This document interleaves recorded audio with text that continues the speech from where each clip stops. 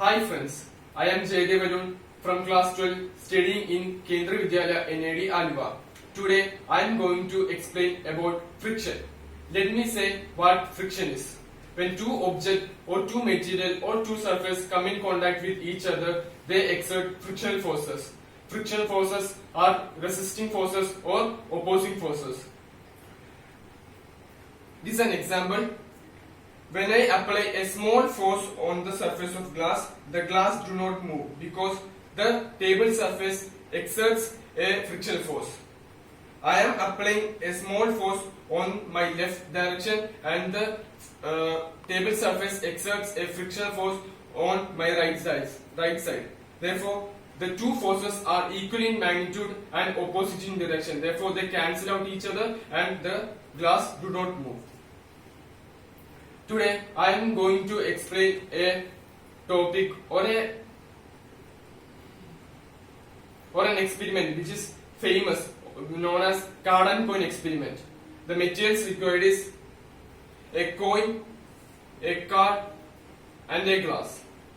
There are two cases. In first case, I am placing the coin on the card and I am placing the card on the glass. I am flicking the card with more force. The coin falls into the glass tumbler. This is because the initial velocity of coin is u, which is equal to 0. Therefore, it also explains the law of inertia, which is also known as Newton's law of motion, first law of motion. When I flick the coin is at rest and when I flick with more force, the friction force is negligible and the card moves in the forward direction and the coin does not move due to inertia. Due to inertia, the coin be in its same position. In case 2, I flick the card with less force. The coin falls on the table surface. It explains that the law of inertia, that is the Newton's first law of motion, has some difficulties. This is because there is a relative slipping between the coin and the card. I am applying a small force on the card. Here the frictional force is not negligible. Frictional force is taken into account. Here the force is in the forward direction, the cardboard moves in the forward direction, the coin tends to move in the backward direction and the frictional force between the coin and the card moves in the forward direction. Here the resultant force is not 0, the resultant force is in the forward direction.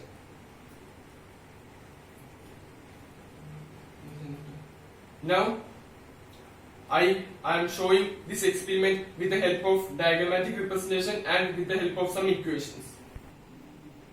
Let me start. This is the glass tumbler, this is the card. The mass of the coin is small m, the mass of the card is capital M. L is the distance behind the coin. F is the force applied, that is capital F, in time delta t. Mu is the coefficient of friction of the card. R is the radius of glass tumbler. Here, during flicking, the total applied force, which is equal to the force applied by me and the frictional force, F minus F into delta T, which is equal to impulse, which is equal to mv. It says that the impulse is equal to change in momentum. That is, change in momentum is equal to mv minus mu, which says that u is equal to 0.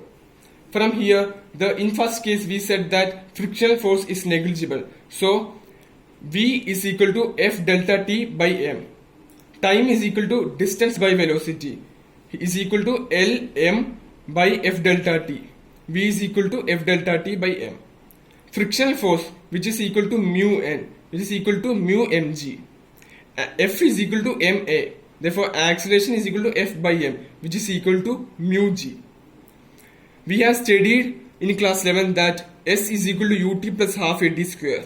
Therefore, delta x is the distance covered by the coin in the backward direction. Therefore, delta x is equal to half at square. Here u is equal to 0. From here, half mu g L m by f delta t the whole square, which is equal to the t square.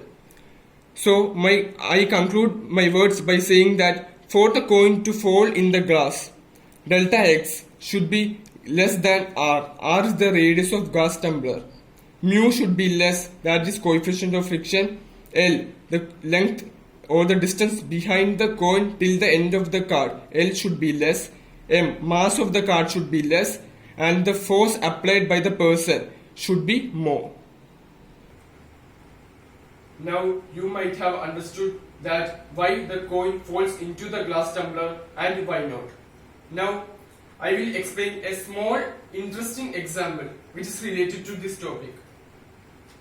It is a matchbox and there is a coin.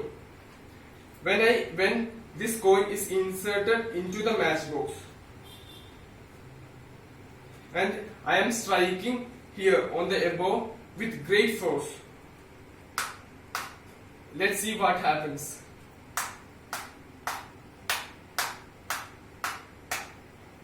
The coin jumps out. Why this happens? What is the reason behind it? Try to find out. Hope you have learned something from this video. Thank you.